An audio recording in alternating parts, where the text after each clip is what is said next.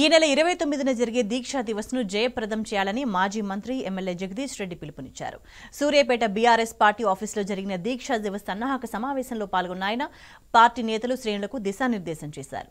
తెలంగాణ రాష్ట్ర సాధనలో కేసీఆర్ పోరాట పటిమను ఈ తరానికి తెలియజేయాల్సిన బాధ్యత అందరిపై ఉందన్నారు.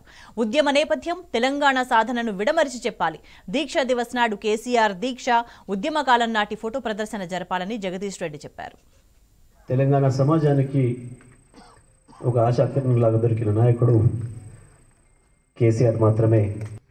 మన వాళ్ళది తెలంగాణ బిడ్డలది ఒక్క రక్తం చుక్క కూడా పోవద్దు, ఆ పద్ధతిలో తెలంగాణ తెచ్చుకోవడానికి మనకు అవకాశం ఉంది అని చెప్పి ప్రకటించి 9 సంవత్సరాలు అదే పద్ధతుల్లో ఉద్యమాన్ని నడిపిన, ఎన్నికల్ని ఆయుధంగా మార్చి ఉద్యమాలు నడిపిన నాయకుడు చివరికి ఓకే ఇక తప్పనట్టుంది,